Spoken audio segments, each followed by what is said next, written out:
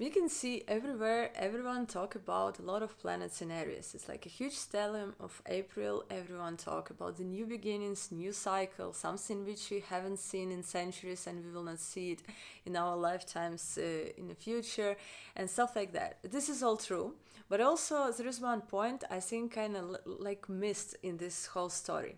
This is Chiron, the half planet, half comet, the asteroid. It's been here since 2018 in Aries, and it's going to be there 1 year till 2027. And so why do I think it's important? Because Chiron is connected to the archetype of wounded healer. So this is like the point in our charts where we kind of keep the pain. And so the Chiron is, on my opinion, is a triggering thing in this Aries placement, which actually signifies that in some point, like on personal level and the collective level, it's time to kind of feel like I'm enough of this. I'm enough of doing it this way. I want to do it a different way, or I want to like start something new, something like this. And so let's look in this Chiron in Aries deeper. We will talk about the transit position, natal position, and also on the collective level. First of all, let's remember the mythology behind the Chiron. He was born, his parents were Cronus, the Saturn, and he had an affair with Philyra, the nymph. And so they were in the shape of horses when they were making love, and they conceived a baby. When he was born, he was half human, half horse, and she was very upset about it. She didn't like it, she was embarrassed, and so she rejected him. And so this first thing we have to remember about the Chiron is that this is kind of the part of being rejected or not good enough or something wrong with you or something like this. And then his next chapter in life starts when he was adopted by Apollo, and Apollo taught him a lot of healing practices. He also has become a great philosopher. He was good at shooting arrows, and he was also a guide or guru for great personalities in Greek mythology like Jason, Hercules, and so on. And so in one of the battles side by side with Hercules, he was accidentally wounded by arrow which was poisoned, and the poison was the Hydra. This is a creature from the underworld, so the poison was this Hydra's blood. And for those who were mortal, that was deadly thing. And but he was immortal, and so the point is that he couldn't heal this wound throughout his life. It's like the whole big paradox about him being such a great healer himself, but he couldn't deal with the wound he had in his own body, so he had to kind of endure this pain throughout his life. And the last thing which we need to remember about the Chiron is that the fact that he is centaur, his body half human, half horse, and his asteroid also, the name of it, people kind of called that the comet, the half planet, or all of this duality is always present. He was invented in opened or revealed for the humans in 1977, and so there were different talks in different years, like if it's a comet or if it's a planet, because of the different behavior. Also, astronomically, it's flying between the orbit of Saturn and Uranus, and it's interesting in my opinion because Saturn is about chronic pain, and it's about long-term things, and the Uranus is about the catalyst for the change, some breakthrough, no more of this, I want to do it different way, something in Uranus brings this vibe of its time on the evolutional period has come for the new beginning, because it's time for the new changes or the upgrade or something like this. So it's the innovation thing. And so in my opinion, this two kind of has a lot of in common with what Chiron is representing. When we look in our chart on the Chiron placement, it's very important to kind of understand that when we look at the house placement of the Chiron, this is more like external representation of what kind of pain, like in which area you will face it. It's like when it's connected to 11th house, so in terms of friendships, or in terms of the way society sees you, or your connection with social groups.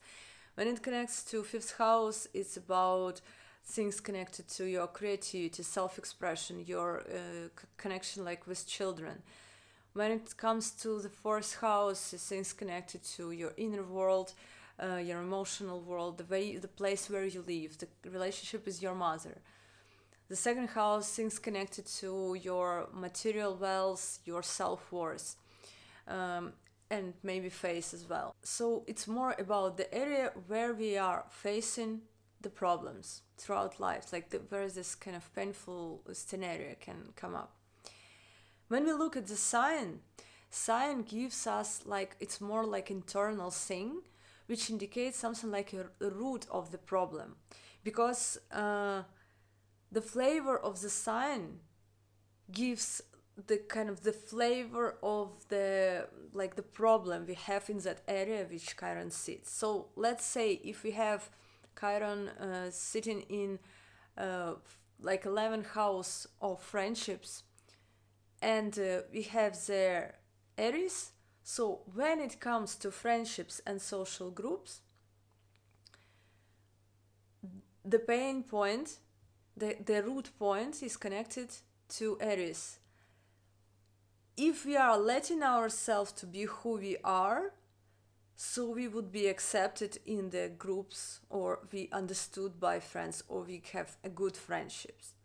Or if we talk about this Capricorn over here, when it comes to friendships and building the connection with social groups, like, are we kind of struggle with having status, so we are like afraid of that we are not kind of like good in building the right connection, so people do not recognize that we are valuable enough, so we are kind of forcing ourselves to get status and recognition to be kind of seen by society as somebody like significant or something like that. And let's say we talk about the 3rd house of communication, it's like expressing our opinion, learning something, I don't know, speaking. And so let's say we put there the sign of Taurus and the Chiron in Taurus in the 3rd house. So when it comes to communication themes or expressing your thoughts and opinions, we look at the Taurus sign, self-worth and valuable things and stuff like that. So we are questioning if it's worthy to be said, or if it's kind of valuable enough, or if we are good enough that we can talk about this thing. So if it matters much, so this kind of the flavor of the self-worth comes to the topic of communication. And the 3rd thing we need to remember here is that when we need to look at the dispositor. The dispositor of Chiron, this is the lord of this house. So the lord of Taurus in this specific example is Venus. So we look where Venus goes in the chart. In which house, by which aspects, with which planet.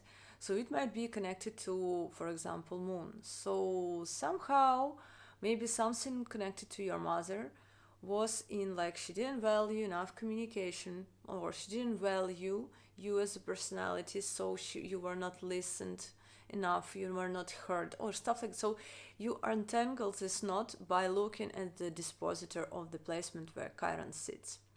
And by the way, I want to give you some example which is interesting from one, it's a celebrity who has been talking about this complexity of having friends. She has Chiron in 11th house in Capricorn. And so, as I understood from the things she was saying, like the way she sees life, for her it was important to be kind of seen in the world, like status-wise. So she has been doing a lot. So she believed that she had problems with having good friends because she was not, kind of didn't achieve anything or not enough. And so eventually she has become a great like artist, like very how to say it, like very famous. And now she has another problem that it's quite difficult to build friendships when you are such a personality that you enter in the room, you cannot just kind of talk easy with all the people. They share their stuff with you, everyone recognizes who you are. And so it might be something like they hurt this person with building fake friendship with them because this is cool to be a friend with such person and stuff like that. So it's like this duality thing of Chiron can also be played in this way that first of all we have this wound and we are pushing that hard that eventually it can bring like the problem from another angle with the same kind of with the same energies. So this status and recognition of Capricorn influenced in her kind of belief from the beginning the problems with friendships when she was like nobody as she sees it, and now she's a lot and people for the same reason like has problem with kind of hanging with her. And so very kind of interesting points in our chart, because when we understand the Chiron, we understand the whole point of this, having the wound, which we cannot literally reach easily. And so we start to dive deeper into it and we understand it really huge. We know all the kind of painful parts about this topic, so we are in this specific area, we're very careful with people. And that's how we can actually help others with similar problems. Also, we need to remember about the Chironic wound is that everyone on this planet has its wound, and everyone unfortunately kind of need to face it somehow. And some people just choose not to face, and instead they are kind of wounding others with it. Okay, now when we understand what is Chiron, we can look at what is Aries and Chiron in Aries. Aries is connected to independence. This is the first zodiac sign which wants like to be kind of on your own. It's the archetype of this young boy who has just left the family, and he's full of energy, like full of desire, passion to life. He wants to start new. He wants to start like to hunt what he wants. He wants to try different things. Like kind of, I would say it's like actually immature masculine energy, because Aries' lord is Mars, and so when we look at Mars, this is this kind of the fire, the inner fire which we invest in something what is important for us. And so Aries, as it's the first zodiac sign, it's usually connected to, like everything starts from me. Everything starts here. It's like a new beginning of different things, or like initiation phase. Also, it's connected to our physical body and how we understand ourselves, the sense of self and our relationship to ourselves. It's like how careful with our body, how careful with kind of self-care, self-respect, self-worth, all of these things connected to like our relationship with ourselves. And so it starts from the Aries. And when we talk about this Chiron in Aries, the person who has natal in this position, it means throughout their life, they have some kind of a struggle to be, in this position of kind of being independent or being autonomous somehow, or to be comfortable in their physical body. Maybe something was happening, like, or happened with their physical body, and so they carry this wound, like they keep healing the body. Also, it can be connected to like being autonomous without being judged or abandoned or rejected, like being yourself the way you are, without like, or kind of speak about the things which are important for you without being hurt or abandoned. This kind of need to take action in the direction which you find really important, which you always wanted, but maybe there is some blockages or something connected to not being kind of ready or kind of sure enough that you kind of have to do that. Maybe somebody else would do that. Maybe you have great ideas, but you are kind of blocking yourself from taking these steps. And so the wound of feeling that you can do it on your own, that you can kind of start new or like leave the old skin behind. And the placement of Mars, look at where it sits in the chart, so it will give you some tips and you will understand where exactly it started and where actually you need to invest your energy. Like Mars, it's about taking action, run, put your fire into it, and so you will enjoy, you will kind of understand yourself better, because this is a connection to yourself. So are you fully connected to yourself? Are you true to yourself? The Aries energy is connected also to self-identity, and the wound has become the part of the identity, and it's very important for the person to kind of rebuild yourself outside this wound. It's like when we kind of were raised in some family dynamics where we were not seen, or kind of, for example, parents were behaving towards us in some specific manners. They were kind of it's not the point of blaming parents. I'm trying to say that sometimes their patterns, as the way they saw us in our childhood. For example, we kind of had some ideas or some wishes and they were not seen as important. So they were like, okay, next time, let's do something else right now. Not giving enough validation for something connected towards you. And so what we usually do, humans, we are bringing this thing in our adulthood. And then when we are facing our relationship, friendships, work field, we are still kind of unsure about this specific thing, if it's, for example, worthy to be said, or should I do it, or I don't feel beautiful enough, or things connected to long-term issues. We are bringing them with ourselves to our adulthood. And the same as when we physically move away from our parents, from our home, we pack bags, go away, and we are finally disconnected from them physically. We are paying for our house, for our facilities, for our food. We are cooking for ourselves. We take care about ourselves by ourselves. We are going to the doctor and stuff like that. So it's like we are completely autonomous physically. Our job is to do the same, to be autonomous from the beliefs or visions, the way you were staying next to your, for example, father, who could be humiliating, or mother who has always been blaming for something or waiting something from you, so you were not good enough every time you were trying so hard. You can just the same, you look at them, realize that this attitude towards you, you're still keeping it with you, so separation didn't happen.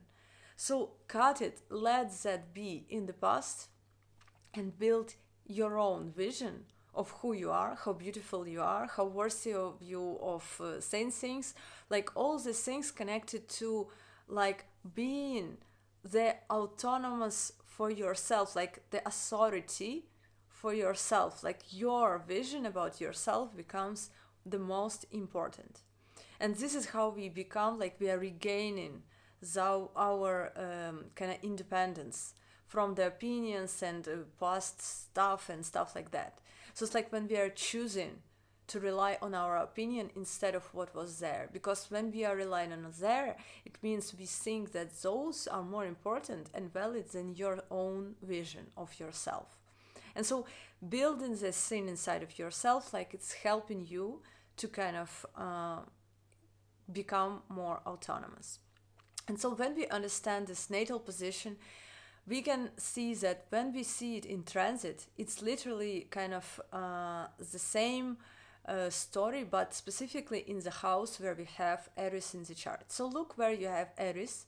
And so when it comes to these specific topics, I mean, whatever it might be, partnership, career field, gurus, teachers, and long-term trips, friendships, anything like house-wise, and look at the Aries. How much are you honest and true to yourself? Do you let yourself to be independent and to express yourself freely without being afraid to be judged or not kind of completely accepted? Because you have been hurt and rejected in this area during the last 6 years, and it can have some kind of flavor of that during the next 1 year. But when you understand the point, you're no longer, kind of afraid to be hurt by that, because now you understand that the point of this pain was actually to help you to become more autonomous. It's like when it's an 11th house of friendships, for example, people are not seeing you for who you are. Your job is to look for the way how to find your community, how to find your people. Maybe it's about to connect to yourself. This is when you will find your people. So not betray yourself by trying to impress those people who are actually not your people, So in transit, it helps us evolve. And on the personal level, it's a very kind of important period, because we are learning to be kind of strong and autonomous about who we are. The next thing I want to talk with you about the collective wound. So this is very, very important, because first of all, this is the energy of immature masculine.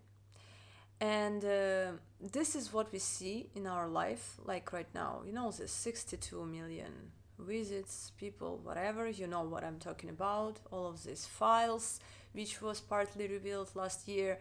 And we have in Ukrainian different things revealed right now a lot in social media.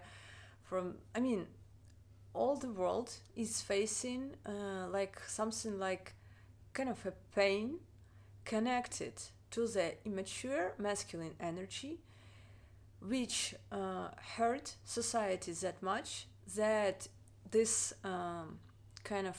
this pain needed to happen. So a lot of people start to reveal their stories, sharing their experiences, like reveal their abusers and things like that. And also men who are like good men, righteous people who respect women and respect children, respect physical body. So Aries seems over here.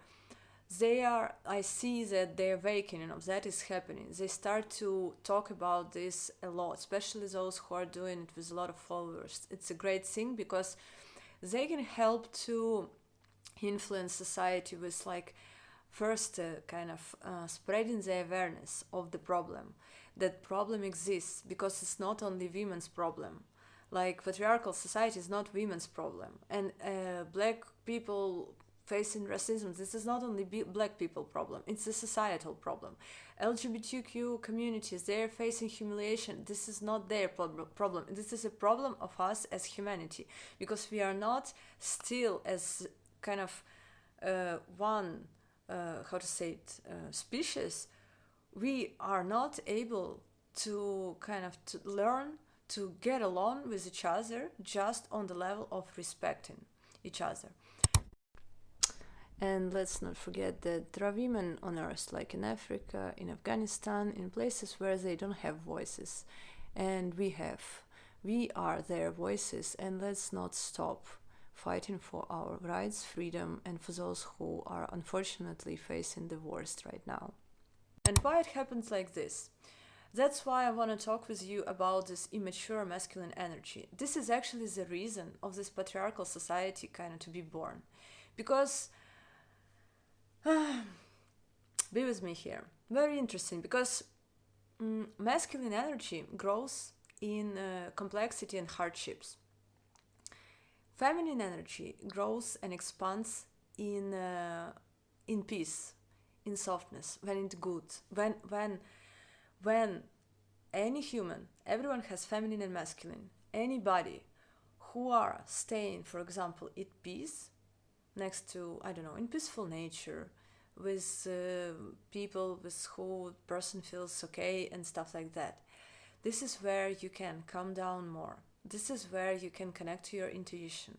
This is where you can connect to your feelings. This is when you can kind of be more in this soft energy of acceptance, kindness, caring. Like creative energy also wakes up when you are when you have I don't know, the space for this energy to come to you. When we talk about the masculine energy on the planet Earth is there for kind of making things done, for protection, for how to say it, like the feminine energy is about feeling. So it's like you feel inspired, for example, to paint a painting or create some project. You feel good, and this good feeling inspired, like the fire within, this is masculine, it has the direction and it runs to achieve it, like to do some actions to kind of get what you want, like what you plan to do. And then you, for example, finish your painting and you enjoy it, and other people enjoy it. So this enjoying part, this is a feminine energy. So all of the pleasure from it. And then, for example, you created one picture, you're inspired to do more, and so you are kind of running and doing next. So masculine energy needs direction. Masculine energy grows when it's going through challenges and hardships, because challenges bring experience. When we get an experience, we are being more mature in this subject. And so masculine energy, when it's young, like in Aries, like when the Mars, what we see is Mars is like young warrior. This is the one who kind of runs and then asks why. So this is the point of this energy needs to go through evolution to mature and to become somebody who wants to, for example, create family, build something, to protect it, like to kind of to protect everyone, like not in a way of how to say it, like not in a controlling form, but more like are you satisfied, are you happy, everyone has everything, is it comfortable, do you know this, like guiding, for example, your children as kind of helping them to kind of raise in life, you know, so you're kind of protecting them by your wisdom. So it's about taking care about the kind of the atmosphere in the family. So it's like when somebody is fighting with someone, like you are taking care with the masculine, like you're dealing with the situation. You're not just, you know, kind of ignoring the situation.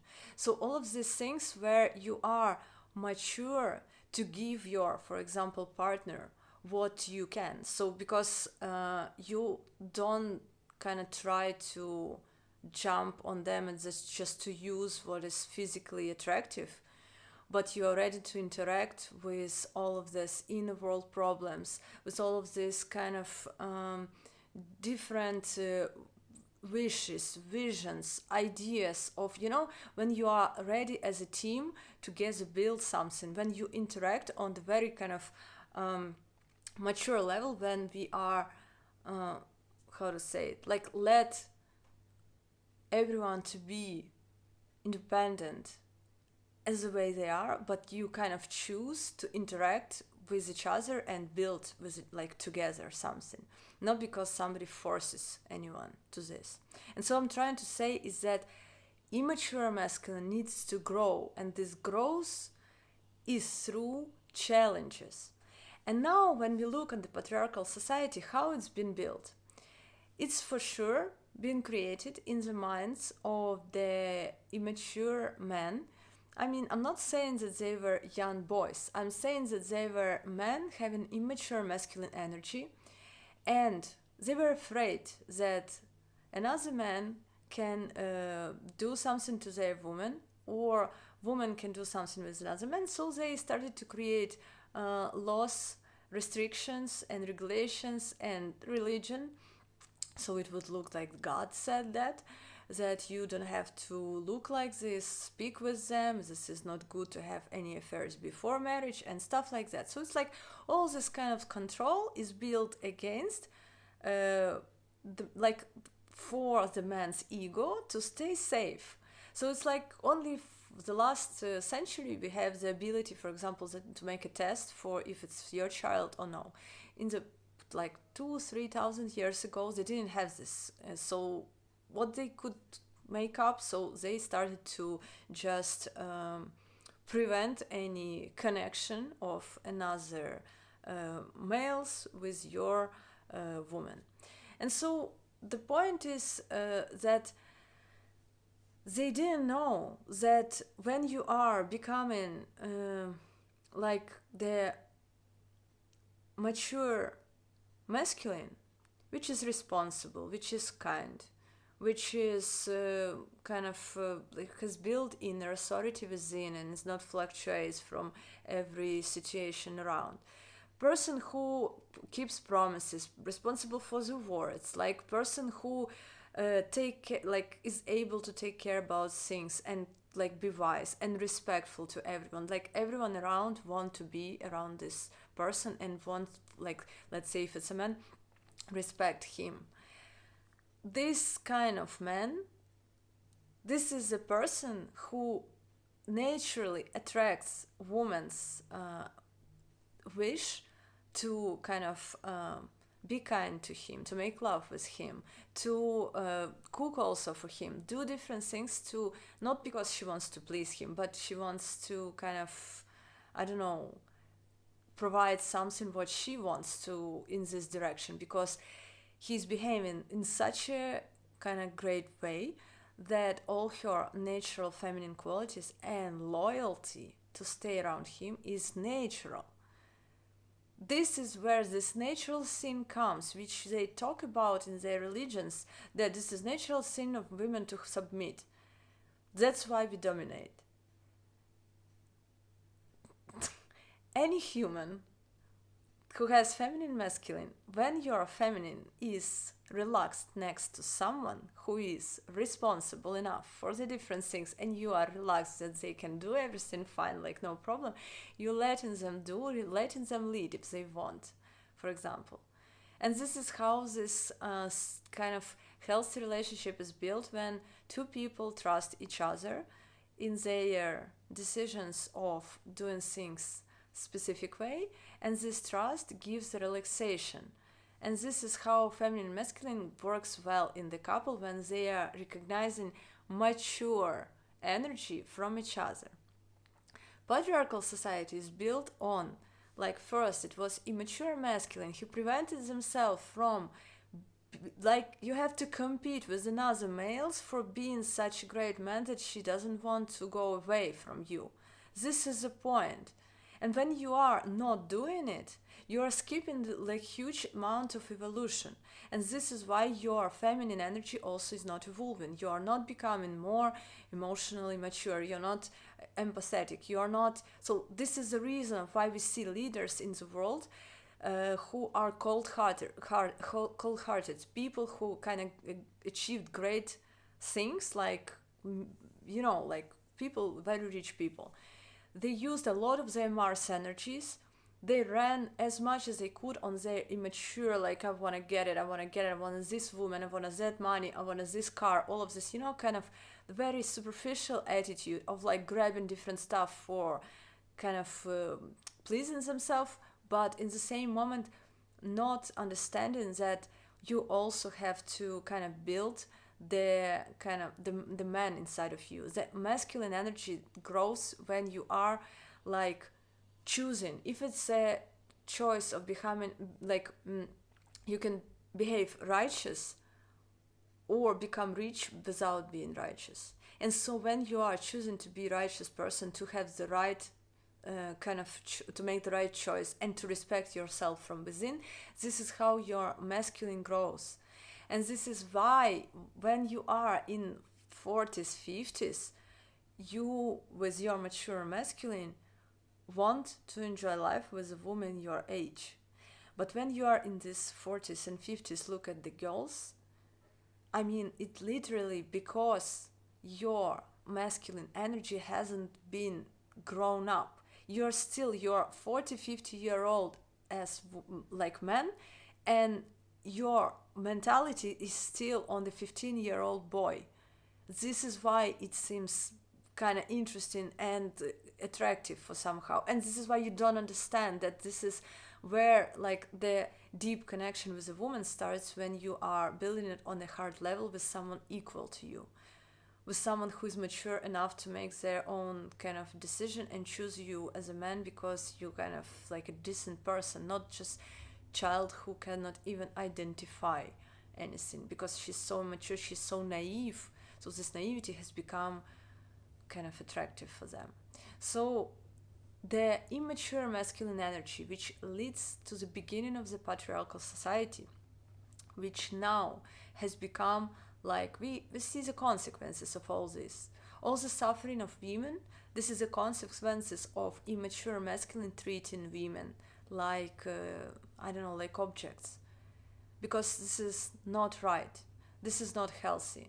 And kind of, if you ask a young boy who didn't have, for example, a right role models, like 18-year-old, 20-year-old, who has been seen only, for example, power dynamics in the family where only the one who kind of dominates is the one who seen or heard or kind of respected or recognized as important. So this is what they know from this unhealthy kind of dynamics in the family. Ask them, how would you treat a woman's body? How would you kind of build a relationship with the woman?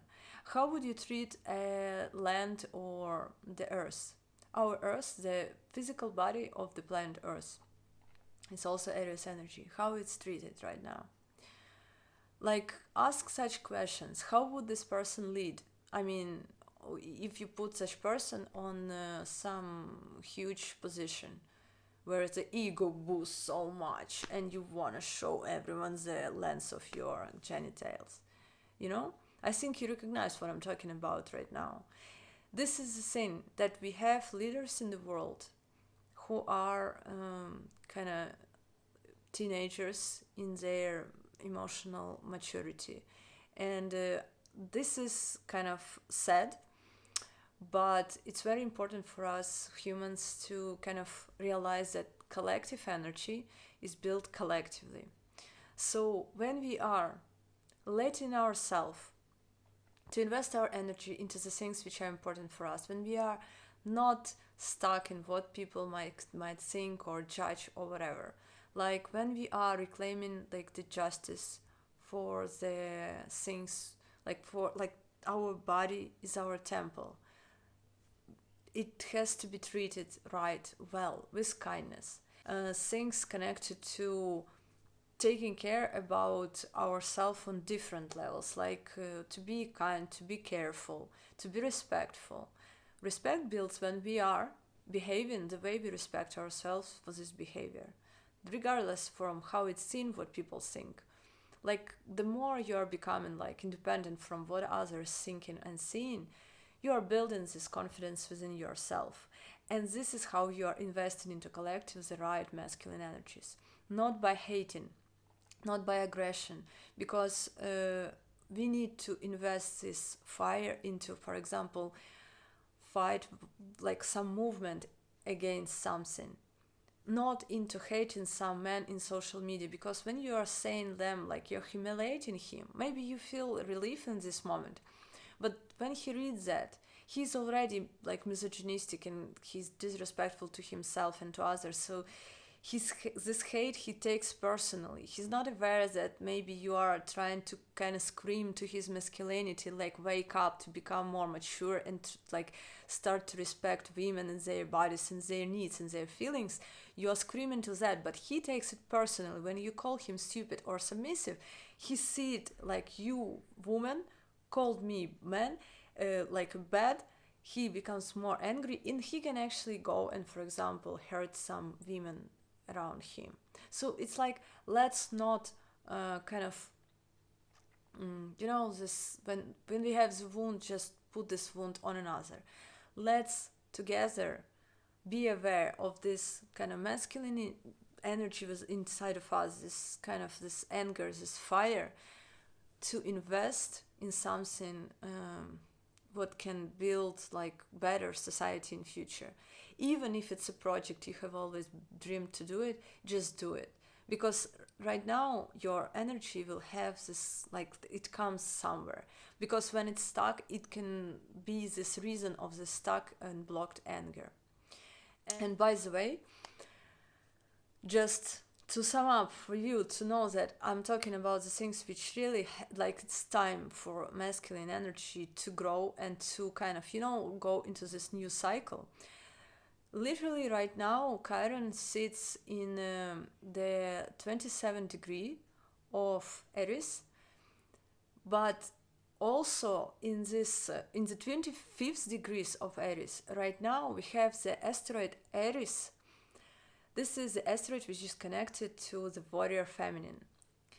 This is the asteroid which is like, it's quite chaotic, and it sits there since 1926 and is going to be till 1944. And I want to read to you what it symbolizes. And so Chiron touches this point, like together, like this Aries asteroid and Chiron, they've been together for several last years, and they're still there together in the point, in the period when there's so many planets in Aries kind of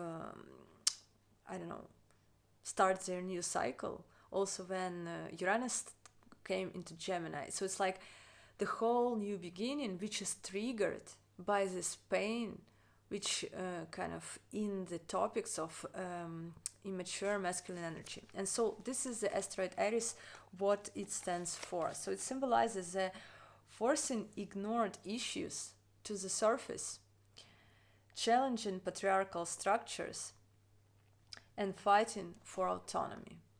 So this is exactly the things which we have been talking about. This is time. So be the cell on the planet Earth which helps this to happen faster. And the last thing in the topics connected to Chiron in Aries, I would also say that Chiron is connected to healing and alternative healing. And so if you are listening to me and if you're into astrology, you understand what I'm talking about.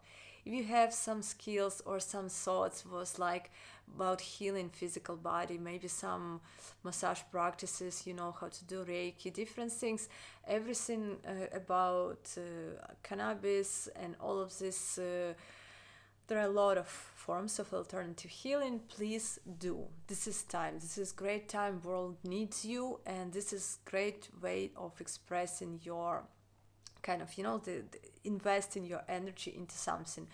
The world needs healers right now. I may say that during the last years, I started to notice how deeply my mood and my self-esteem, self-worth, all those kind of things sitting in our subconscious influence our physical body. And when I have some pain or something or some wound, whatever, I always start from healing from within, like asking, I'm looking for the information about where this wound could come up on the emotional level, like where is this reason of this like blockages or something. And when I have the answer, I'm starting to work in that direction from like kind of, from like changing, like restructuring this mindset. I felt on my own like body that when you do it, your pain literally starts to go away when you go in that direction in the mind. So by helping from the outside, doing different, like massage, we can also work from within with ourselves. So it's like mastering the healing of your your body by yourself with your own independent thing again. And if you still think that taking care about your physical body or humiliating it or behaving with it with neglect it's okay. I wanna kind of introduce you some other vision. This is from, I was inspired like literally today from the book I read right now. This is a book of Dr. Clarissa Pinkola Estes. So here's words about the physical body and the opportunity to see it from the different angle. Some say the soul informs the body. But what if we were to imagine for a moment that the body informs the soul, helps it adapt to mundane life, translates, gives the blank page, the ink, and the pen with which the soul can write upon our lives? Then what? Is it wise to spend a lifetime chastising this teacher who has so much to give and teach? Do we wish to spend a lifetime allowing others to detract from our bodies, judge them, find them wanting? Are we strong enough to refute the party line and listen deep, listen true to the body as a powerful and holy being? The idea in our culture of body solely as sculpture is wrong. Body is not a marble. This is not its purpose. Its purpose is to protect, contain, support, and fire the spirit and soul within it, to be a repository for memory, to fill us with feeling. That is the supreme psychic nourishment. This is the power of the body, our power, the power of the wildish woman. In myths and fairy tales, deities and other great spirits test the hearts of humans by showing up in various forms that disguise their divinity. The great powers are testing to see if humans have yet learned to recognize the greatness of soul in all its varying forms. This is the point. Our body is a sacred temple. Our job is to take care about it and to understand that this is actually what helps us to feel and to enjoy and to experience this human life. And our job is to let ourselves to be comfortable in our body, be loving to this, and to realize that it's not actually about it. It doesn't matter. And the fact that people can be attracted to kind of young bodies or stuff like this, those are things which show that their masculine energy just never evolved to understanding that the physical body is actually just kind of the entrance to somebody's soul, and the soul, this is the key. So this is where the whole great interaction and all of this kind of human experience of being next to someone in a kind of profound way, this is where it starts, like from heart to heart. And I think on this I want to finish. And if you have personal questions, and I do personal consultations, and the link for this is down below, and we can talk about your Chiron or any other positions in the chart, because every story can be solved. There is no situations where we can find the way out, because if we found this way inside of our labyrinth, we will find the way out. Okay, see you in the next videos. Bye bye.